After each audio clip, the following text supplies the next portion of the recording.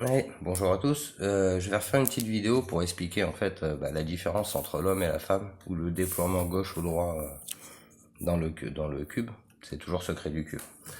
Donc en fait ici on avait, nous ce qu'on travaillait depuis le début, c'était le déploiement hop vers la gauche, enfin de la droite vers le milieu. Et c'est donc les hommes. C'est les hommes. Et en fait, il faut inverser tout ça et passer à la projection inverse en fait, hein. Donc ça c'est les femmes. Maintenant, ce qu'il faut savoir, c'est qu'un homme qui rencontre une femme ou une femme qui rencontre un homme, vous allez voir, c'est assez sympa.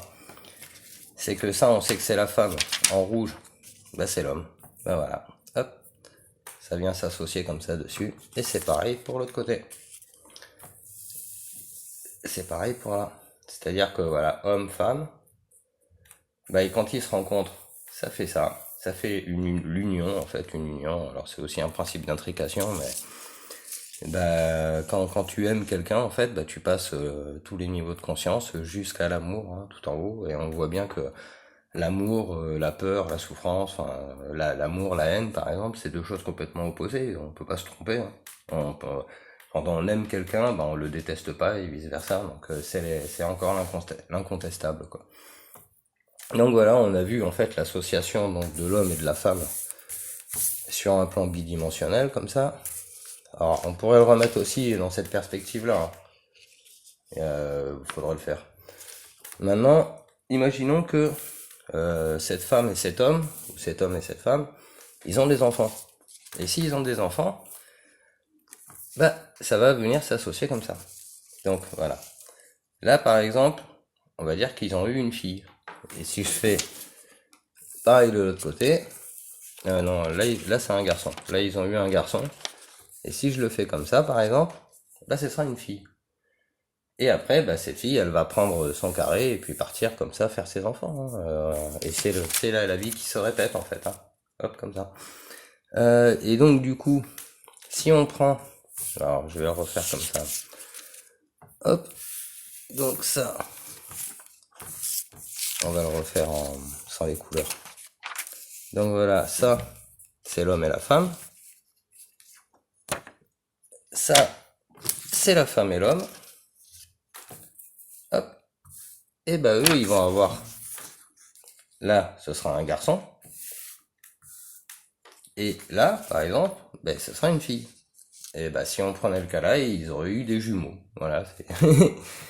Et c'est pareil partout en fait. Donc c'est le principe de homme-femme, donc déploiement gauche ou droit. C'est la voie du milieu, hein. C'est ce qui nous ramène vers le mieux. Quand on est amoureux de quelqu'un, on est bien au milieu, quoi. Et donc voilà, c'est ce petit principe assez sympa quand même d'association en fait, d'intrication entre l'homme et la femme, qui vont donner naissance à un nouveau carré. Et ce carré, il se fait, alors là je l'ai pas tracé, mais c'est par la ligne rouge. La ligne rouge qui représente la matière, et c'est elle qui va faire passer le vivant, qui va faire continuer en fait dans la matière le vivant. Donc en fait, ici, si on reprend comme ça là, la ligne rouge on la trouve ici, on peut la trouver là-haut, mais c'est aussi la suite. Alors j'avais fait un autre dessin qui était pas mal pour ça, qui montrait assez bien le résultat. Ne bougez pas. C'est celui-là que j'y arrive.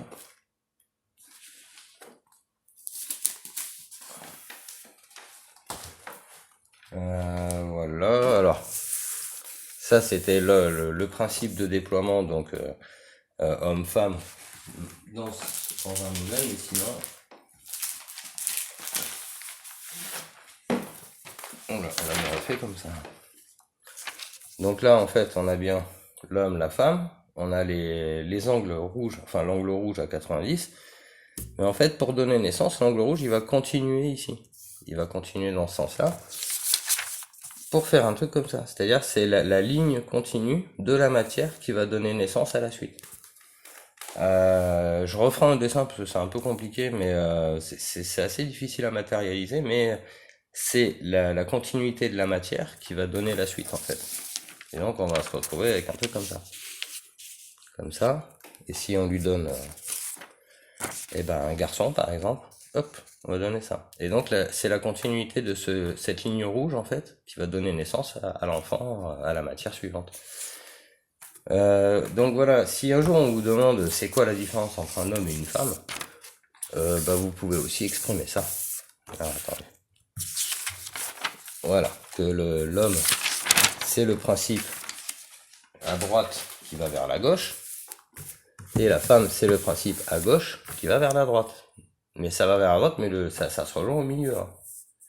C'est la voie du milieu. Alors, si on les met comme ça, mais si on les met l'un sur l'autre, hop. Et donc voilà, ces deux principes, ils sont à mes yeux ultra importants, parce qu'aujourd'hui on est dans une polémique où on dit t'es ni homme, t'es ni femme, on sait même pas ce qu'on est, on choisit ce qu'on est. Non, non, je suis désolé, tu choisis pas ce que t'es né homme, t'es né femme, point barre, quoi. Maintenant, après, ton orientation sexuelle, t'en fais ce que tu veux. Mais de là à aller foutre ça dans les écoles et foutre ça dans la tête des gamins, vous voyez bien que c'est catastrophique, quoi. Enfin, ça va donner des résultats dans l'avenir. Je suis qui, je suis quoi mais au bout d'un moment, tu es né homme, tu es né femme, point barre. Ça ne se discute pas. Maintenant, après, je parle de la nature telle qu'elle est, la réalité. La rationalité, après, nous fait faire plein d'autres choses, tu vois.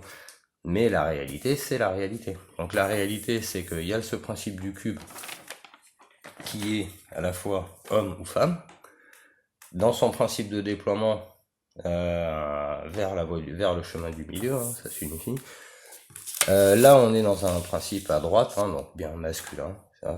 Et après, on va le refaire en principe féminin. Mais l'intéressant, c'est l'intrication qu'il peut y avoir en fait entre ces deux carrés, quoi, comme on peut le voir là. Hop. Voilà, c'est vraiment quelque chose qu'il faut comprendre, quoi. Et donc, il n'y a pas de doute.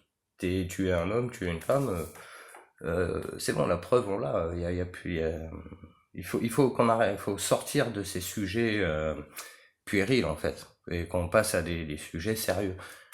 Le temps presse, la guerre arrive, il y a beaucoup de choses qui sont en train de se passer. Si on fait pas l'effort collectif de parler d'une seule voix, par la voie associative, parce que Jean-Noël Mendy l'a bien expliqué, il y a une porte de sortie dans notre société, c'est l'association. L'association d'êtres humains, et pas l'association d'humains pour faire de la couture ou du motocross, quoi. Pas un truc pour aller faire de l'escalade ou je sais pas quoi. Non, au bout d'un moment, là, c'est une association pour parler en vérité, pour définir ce qui est rationnel de notre réalité. Si on n'est pas capable de ça, on va se prendre des guerres et des machins, et tant qu'on a... En fait, on s'y mettra à réfléchir à ça un jour ou l'autre, hein, mais quand on aura beaucoup souffert. Mais le niveau de souffrance là qui va être demandé, qui va être imposé, à terme vous fera réfléchir. Mais le problème, c'est qu'il y a des gens qui profitent de tout ça. Ils vont profiter de la technologie pour vous enfermer avant que vous puissiez réfléchir. C'est une course contre la montre.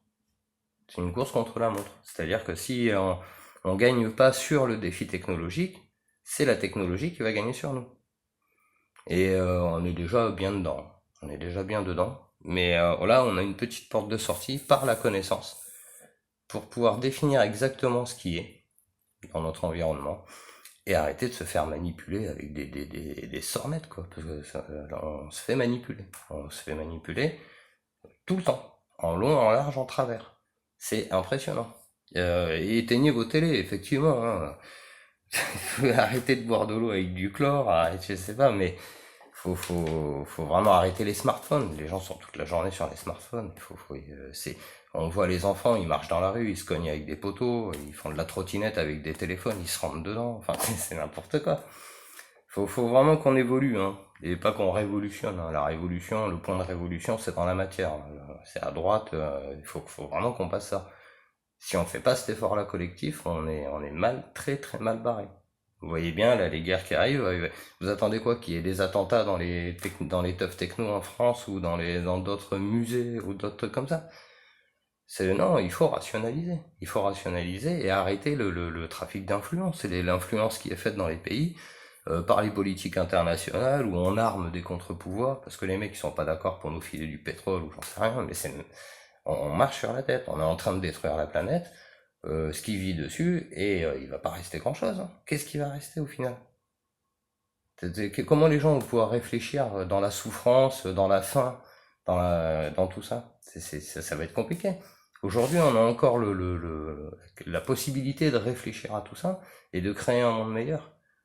Mais on le fait pas. On le fait pas, on préfère regarder le Netflix, les infos qui arrivent d'à droite à gauche et qui nous prédisent qu'on va être sauvé et compagnie. Mais sauvé de quoi? Sauver de notre connerie, c'est la seule chose qu'il faut nous sauver.